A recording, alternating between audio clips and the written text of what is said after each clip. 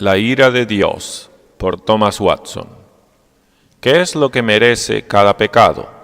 La ira y maldición de Dios, tanto en esta vida como en la que ha de venir.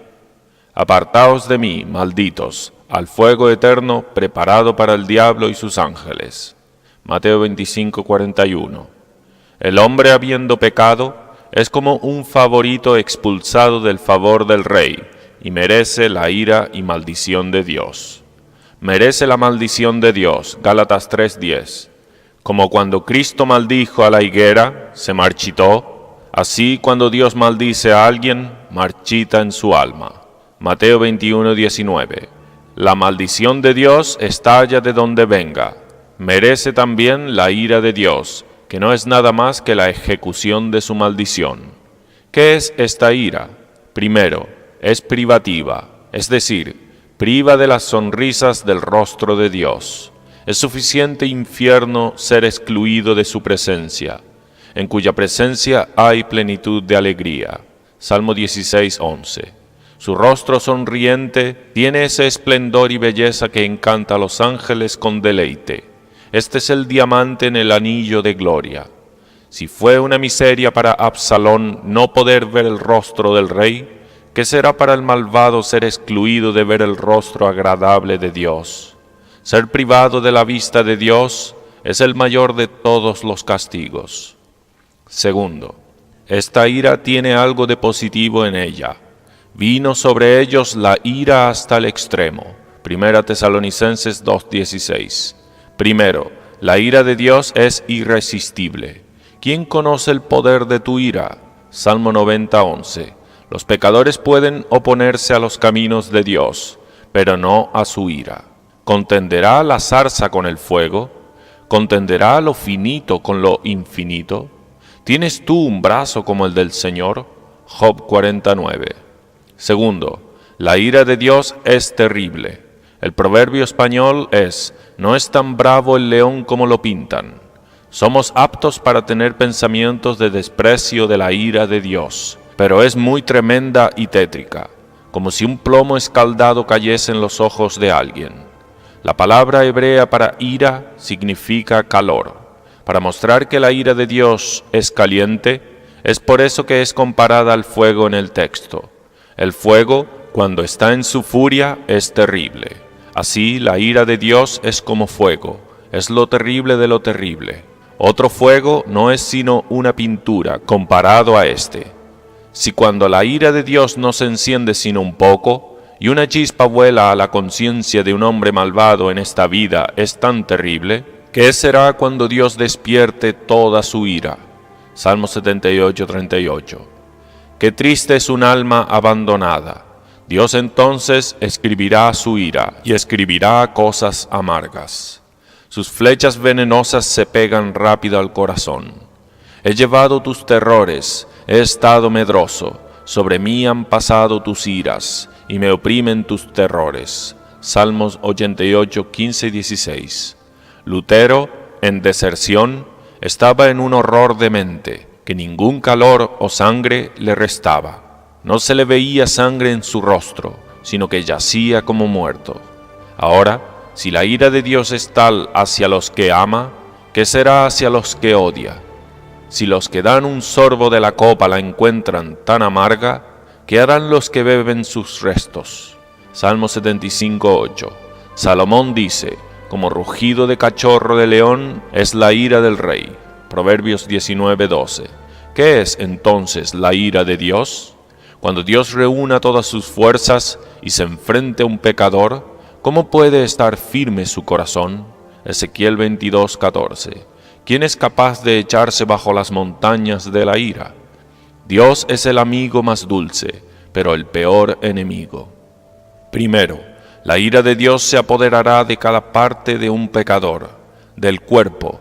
El cuerpo, que era tan tierno que no podía soportar calor o frío, será atormentado en el lagar de la ira de Dios. Esos ojos que antes podían contemplar objetos amorosos, serán atormentados con la vista de diablos.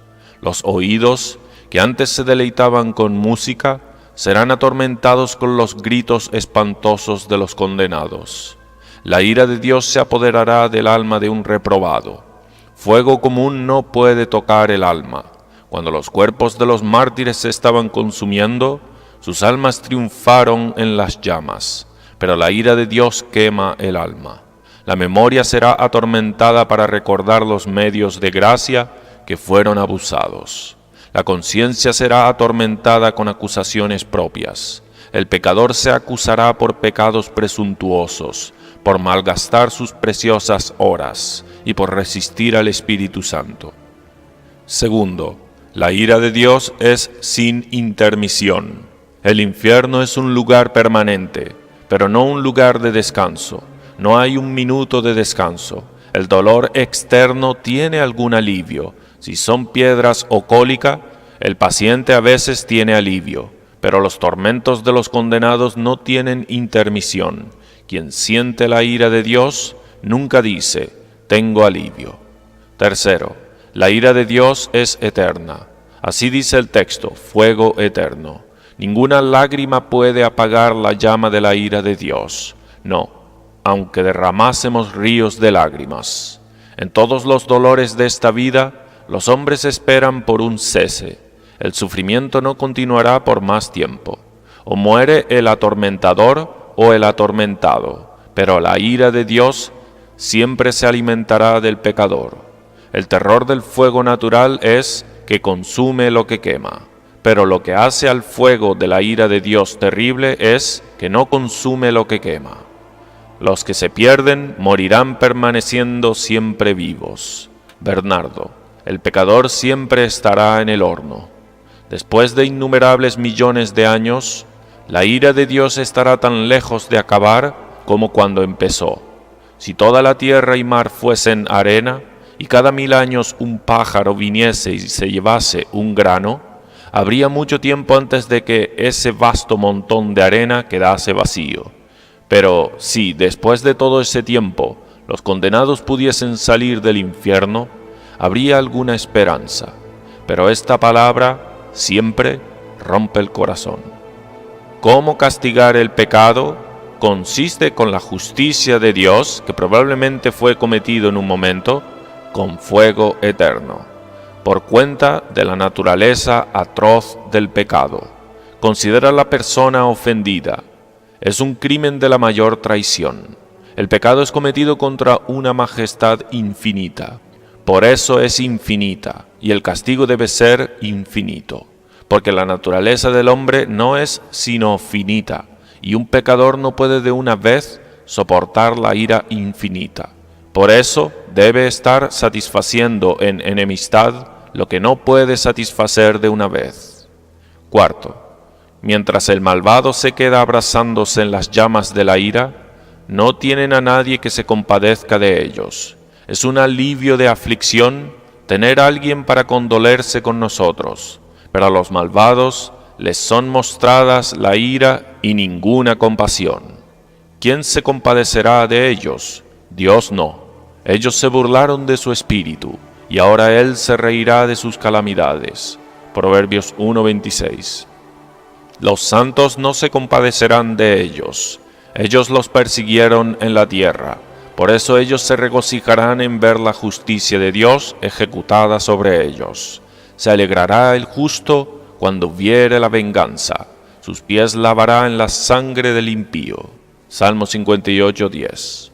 Quinto, el pecador bajo la ira no tiene a nadie que le hable una buena palabra. Si una persona elegida peca, tiene a alguien que interceda por él. Tenemos un abogado, Jesucristo el justo. 1 Juan 2:1. Cristo dirá, es uno de mis amigos, alguien por quien derramé mi sangre. Padre, perdónalo. Pero el malvado que morirá en pecado no tiene a nadie que solicite por él. Tienen un acusador, pero no un abogado. La sangre de Cristo no abogará por ellos. Ellos despreciaron a Cristo y rechazaron sujetarse a su gobierno. Por eso la sangre de Cristo clama contra ellos. Tercero, la ira de Dios es justa. La palabra griega para venganza significa justicia. El malvado beberá un mar de ira, pero ninguna gota de injusticia. Es justo que la honra de Dios sea reparada. ¿Y cómo puede ser eso al castigar a los ofensores? Quien infringe las leyes del rey merece la sanción. La misericordia se basa en el favor, el castigo en el merecimiento. Nuestra es la confusión de rostro. Daniel 9:8. La ira es lo que nos pertenece por ser pecadores. Nos es debido como cualquier salario que es pagado. Primer uso. Para informar. Primero, Dios es justificado al condenar a pecadores en el último día. Ellos merecen ira, y no es injusticia darles lo que merecen. Si un malhechor merece la muerte, el juez no hace mal en condenarlo. Segundo, ve qué mal tan grande es el pecado, que expone a una persona a la ira de Dios para siempre. Puedes conocer a un león por su garra, y puedes conocer lo malo que es un pecado por la ira y maldición que acarrea. Cuando ves a un hombre llevado a una cerca para ser ejecutado, concluyes que es culpable de algún crimen capital que acarreó ese castigo. Así, cuando un hombre está en la zona ardiente de la ira de Dios y ruge en llamas, debes decir: qué horrible es el mal de un pecado. Los que ahora no ven ningún mal en insultar o en violar el día de reposo, verán que parece negro en el espejo de los tormentos del infierno. Tercero, ve aquí una inscripción en la pared, aquello que refrena el júbilo de un pecador. Ahora es enérgico y juguetón, canta al sonido de la flauta e inventan instrumentos musicales. Amós 6:5. Bebe aguas robadas y dice: son dulces, pero deja que recuerde que la ira y maldición de Dios penden sobre él, que brevemente, si no se arrepiente, será ejecutada sobre él. Dionisio pensaba, cuando se sentó en la mesa, que veía una espada desnuda pendida sobre su cabeza, pero la espada de la justicia de Dios pende sobre un pecador, y cuando el hilo fino de la vida sea cortado en medio, caerá sobre él. Alégrate, joven, en tu juventud, y tome placer tu corazón en los días de tu adolescencia. Pero sabe que sobre todas estas cosas te juzgará Dios. Eclesiastés 11:9. Por una gota de placer deberás beber un mar de ira. Tu placer no puede ser tan dulce como la ira lo es de amarga. Los deleites de la carne no pueden contrarrestar el horror de la conciencia. Mejor es querer la miel del diablo que el aguijón con la ira de Dios. El jardín del Edén, que significa placer, tenía una espada llameante puesta a su extremo este. Génesis 3:24. El jardín del deleite carnal y pecaminoso está rodeado por la espada llameante de la ira de Dios. Segundo uso, de reprobación. La estupidez de los pecadores es reprobada, quienes no son más afectados con la maldición e ira de Dios que les son debidas. Nadie considera en su corazón, Isaías 44:19. Si estuvieran en deuda y el sargento estuviera a punto de arrestarlos, serían afectados con eso, pero aunque la ira furiosa de Dios esté lista para arrestarlos, no la tienen en cuenta. Aunque una bestia no tenga vergüenza, tiene miedo del fuego, pero los pecadores son peores que los animales, pues no tienen miedo del fuego del infierno hasta que estén en él. La mayoría tiene la conciencia adormecida o cauterizada, pero cuando vean las copas de la ira de Dios cayendo, ellos gritarán como el hombre rico: «Oh, estoy atormentado en esta llama». Lucas 16:24.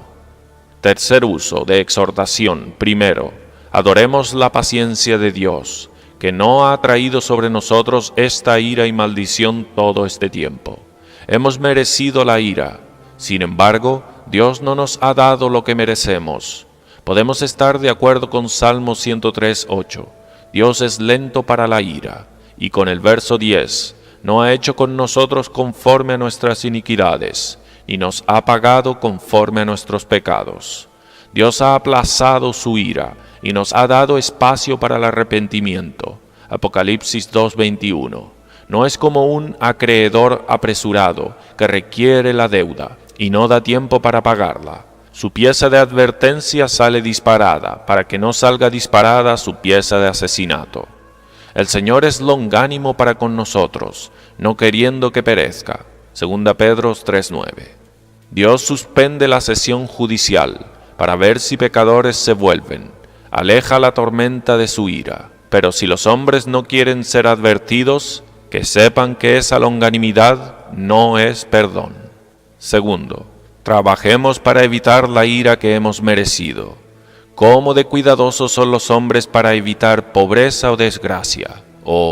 Trabaja para evitar la ira eterna de Dios, para que no solo sea aplazada, sino removida. ¿Qué haremos para evitar y escapar de la ira venidera? Primero, teniendo un interés en Jesucristo. Cristo es la única protección puesta entre nosotros y la ira de Dios. Él sintió la ira de Dios para que los que creen en Él nunca la tengan que sentir.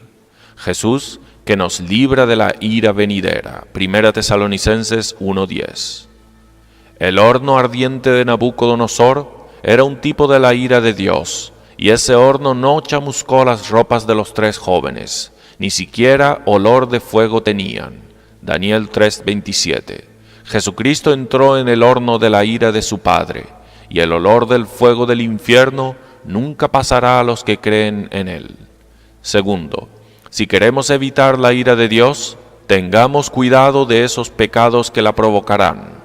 Edmundo, sucesor de Anselmo, tenía un dicho: preferiría saltar a un horno de fuego que cometer un pecado de buena gana contra Dios. Hay varios pecados ardientes de los que tenemos que tener cuidado, que provocará el fuego de la ira de Dios, el fuego de la ira precipitada. Algunos que profesan la religión no pueden frenar sus lenguas, no se importan de lo que dicen en sus iras, hasta maldecirán sus pasiones. Santiago dice: la lengua es inflamada por el infierno. Santiago 3:6. Ten cuidado de una lengua ardiente, para que no te lleve a un tormento ardiente. El hombre rico imploró por una gota de agua para enfriar su lengua. Cipriano dice que él había ofendido más en su lengua y que ahora estaba más inflamada. Ten cuidado del fuego de la malicia. La malicia es un humor maligno, por el que deseamos el mal a los demás. Es un bicho que vive en la sangre. Estudia la venganza. Calígula tenía un cofre donde guardaba venenos mortales para aquellos en contra de los que tenía malicia. El fuego de la malicia lleva a los hombres al horno ardiente de la ira de Dios. Ten cuidado del pecado de la impureza. A fornicarios y adúlteros juzgará a Dios. Hebreos 13:4. Los que se queman en impureza están en gran peligro de quemarse un día en el infierno. Permite que un fuego apague a otro, que el fuego de la ira de Dios apague el fuego de la lujuria. Tercero, a ti que tienes una esperanza bien firme de que no sentirás esta ira que has merecido, déjame exhortarte a estar muy agradecido a Dios, que ha dado a su Hijo para salvarte de esta tremenda ira. Jesús te ha librado de la ira venidera. El Cordero de Dios fue chamuscado en el fuego de la ira de Dios por ti. Cristo sintió la ira que no merecía, para que pudieses escapar de la ira que has merecido.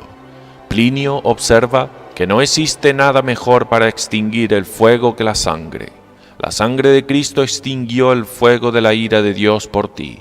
Sea sobre mí tu maldición, dijo Rebeca a Jacob, Génesis 27:13. Así dijo Cristo a la justicia de Dios: sea sobre mí la maldición, para que mis elegidos puedan heredar la bendición. Sé paciente bajo todas las aflicciones que soportas. La aflicción es afilada, pero no es la ira, no es el infierno.